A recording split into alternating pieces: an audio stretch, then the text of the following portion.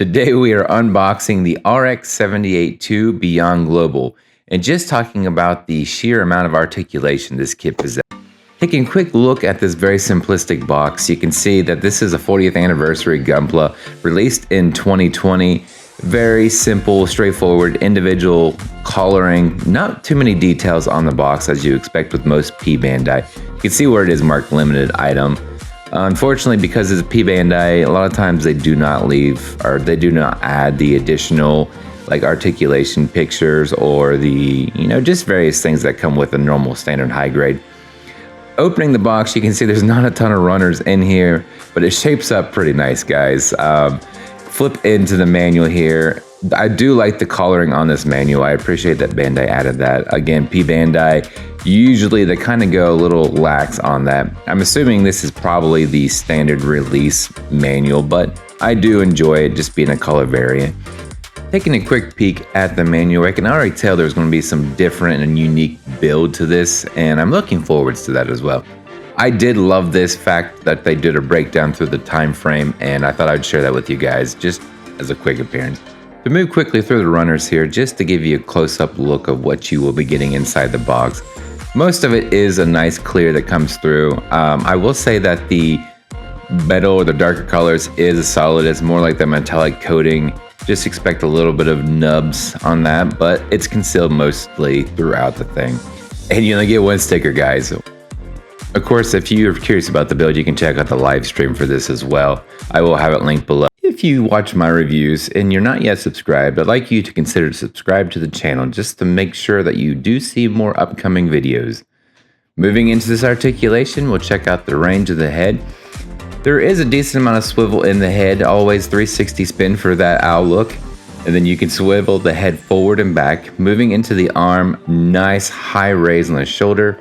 And a nice separation right there, pulling forwards on the arm. Full 360 spin easily there, and also at that bicep, double jointed bend at the elbow. Love it. Moving down to the lower portion of the forearm, there's a little bit of separation there as well, and that actually plays a factor into the shield, but you'll get to see that a little bit later.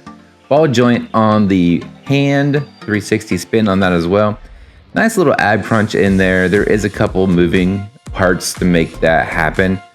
A little bit of blockage on the turn. You can kind of adjust that and you can get the full 360 spin. However, it does get blocked if you have it pressed all the way down. Skirt in the front folds up on the sides is very unique. It actually folds up, but the middle portion stays attached as the actual attaching piece on that. Nice split right there. You can see getting into the bottom, there has a very nice mechanic where that leg swivels forward and then also turns. And then also on top of that, there is another bend at the top portion of the leg that actually allows for even more articulation. It's insane, guys, right there. Nice high kick, goes way up there and then comes around back. There is a little bit more motion in the back there. Unfortunately, there's not a ton. You could pull a little bit harder if you want. I was afraid to break it though, so I kind of stopped right there. I would say that's probably the most comfortable spot to move. Moving down to the knee, you can see there is a beautiful double jointed bend right there. Just articulation, nice armor separation that you don't necessarily always find on high grades as well, but it does make up. On the top there, I want to point out you can honestly do a 360 spin at the leg as well. And just look at that knee bend. It's just insane, guys. I love it. Moving down to the foot, nice deep bend forward and backward. Of course, there is free spinning right there at the ankle as well, and a little bit of side-to-side swivel. Moving to the accessories now. You have an open hand. Of course, you have the both holding hands, but then you also have a trigger hand for the beam rifle itself. So you do have a little bit of options when it comes to the holding accessories. Moving into the shield, to show the connection part right here, it is a peg.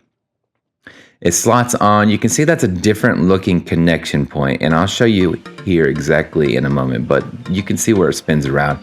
I will point out that if you wanted to hold the actual shield with the handle down here at the bottom, that part right there moving around does not make that much of a difference.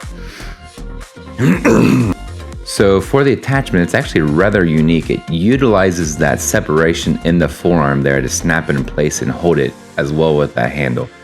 So again, not much moving if you want to choose the handle, but if you don't use the handle, you can actually spin it more freely. With the beam rifle, everything is molded in that same color except for of course, the scope right there is that clear yellow. And you can see with the scope, it actually moves from side to side almost 180 degrees. It's nice. Honestly, that will allow for articulation, and that goes the same for the handle as well. And of course, the hand separates and is sandwiched onto the actual handle.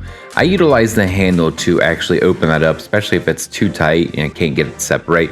So I'll take my handle, stick it in there, and then kind of rotate it side to side gently to make sure you don't break it. But that helps me get that in there if I can ever get that back piece off. Just a quick hack for you guys. And of course, right here, once the gun is actually stowed away, there is a little peg on the actual beam rifle itself that is slots right here on the back, and nice storage right there across the. Just another detail that Bandai added to make this kit exceptional in so many ways. Moving on to the Beam Saber hilts, of course, those are stored in that iconic spot right there on top of the backpack. They just peg right into the hole. And then for the effect part, it's a simple peg right into that and they slide into the hand. Those can be a little loose, and so depending on the position that you have, and of course you have two of them that come with it and two effect parts. A little bit of sword fighting never hurt anybody, guys. Moving it right back into the peg, right back into the backpack. Comparison between this and the entry grade. I want to show the little bit of difference in this. I feel like the entry grade is a very fantastic way of presenting this, and you can already see that this kit is actually a little bit taller. So as far as scale, it does actually change the scale sizes a little bit on that. I wouldn't call this a 144, maybe 143. You can see how blocky the entry grade is versus this one too. This is very much streamlined and definitely more narrow, especially in that torso area. But it adds to the appearance, and I honestly love this. I would like Bandai to do more of this concept all the ways through. I'd like to see a few other that they would do beyond global too, and see what articulation they can come with. With any good model kit, there's at least one hiccup, and right here was my biggest hiccup. The yellow part just kept coming off when I'm trying to adjust the head. Thought I would make note of that for you guys to see. It does stay on there firm once you press it back in, but just here and there it kind of pops off.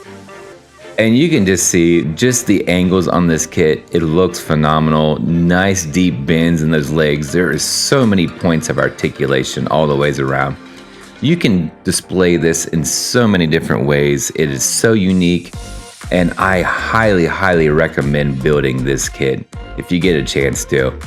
Until next time, guys, love.